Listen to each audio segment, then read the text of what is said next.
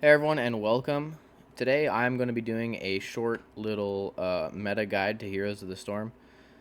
So I am a level 3928 Diamond Heroes of the Storm player. I've been playing for approximately 6 years since the beta, and I just want to share with you um, my perception on some of the best heroes in this game. So let's go by order. Let's start with tanks, and then we'll work our way all the way up to support.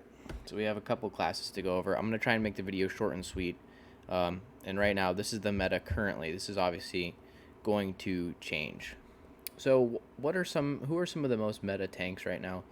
Well, there are actually there are a lot of tanks that are really good. If you had to pick one of the most meta tanks, I'd say after the rework, Stitches is really strong, like extremely strong.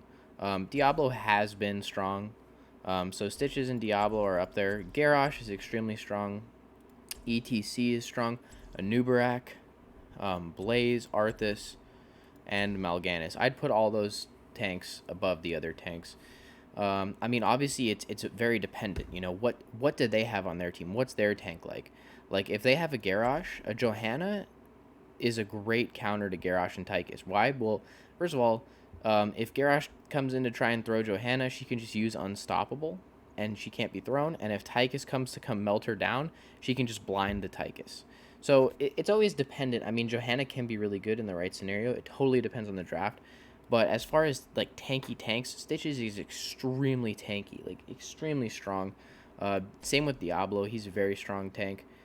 Cho is great, but I mean, they can be countered very easily. ETC Mosh Pit is amazing. My win rate with Mei is actually really high. I think it's the highest out of all tanks, but she doesn't really have like a lot of like peel for her team. So I would definitely say if you're gonna pick some really meta tanks, I'd say probably Stitches and Diablo, ETC Garrosh. Stitches, Diablo, ETC Garrosh are my favorite. And Anubrak's up there, Blaze is up there, Arthas is up there, Mal'Ganis is up there. I don't put Muradin up there right now because after the rework, you have to auto attack to get his quest done, and it makes him a little kind of squishier, a little less tanky, and a little bit more bruisery. So I don't love him as a main tank. Okay, let's talk Bruiser. Now, Bruiser is my worst role. I am just really bad with Bruisers. Also, the Bruiser class right now is a little bit broken. So we have heroes in the Bruiser class like Imperius and Sonya and Varian who are extremely tanky, right? And then you also have heroes that are less tanky like Gazlo, Ragnaros, Thrall. But the problem with this Bruiser meta um, is that basically you can have one team in a quick match that gets maybe a Thrall or a Gazlov, and then the other team gets Sonya or Imperius.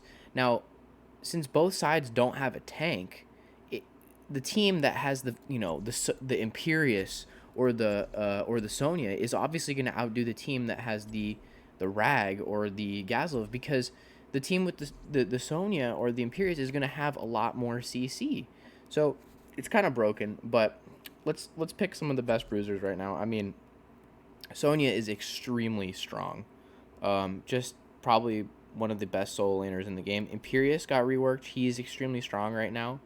I'd also put Gazlo up here if you're good with him. He's a kind of like a difficult pick. You have to be pretty good with him to play. Obviously, Varian is very multi-class. He can be picked.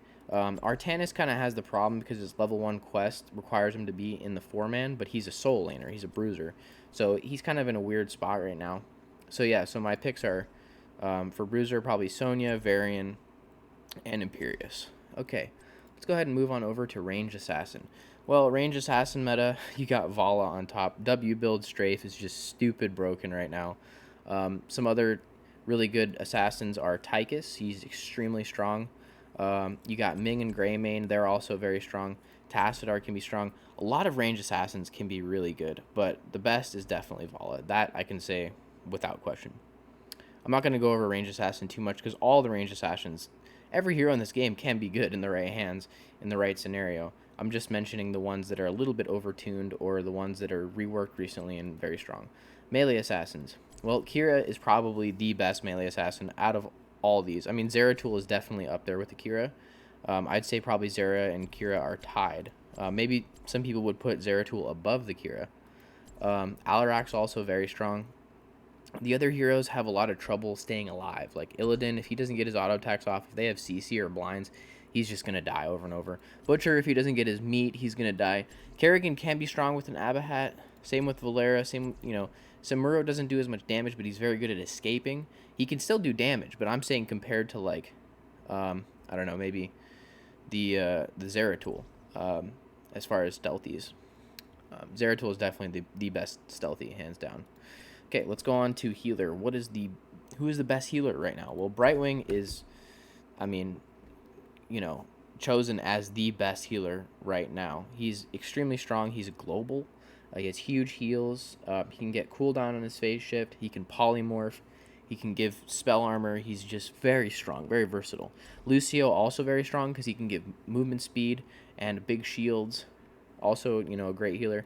Anduin I'd also put up there because, he can save people with Leap of Faith. Also, a lot of these other healers can be very strong. We're just talking about the extreme meta picks. So number 1, Brightwing. Number 2, Lucio. And number 3, Anduin. I would say they're all pretty much tied. They're all very, very strong.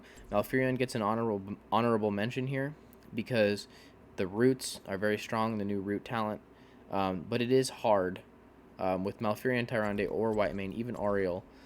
It's hard for all these heroes to get their healing off because they depend on certain factors. Like Malfurion depends on hitting the enemy team, Auriel depends on your team's damage, Tyrande depends on hitting the enemy team, and so does Whitemane. Okay, let's go on over to the support class. Who is the most meta support? Most meta support is Abathur. He's very strong, can be everywhere, can soak, can support, can do a lot of things. I would say second place goes to Medivh.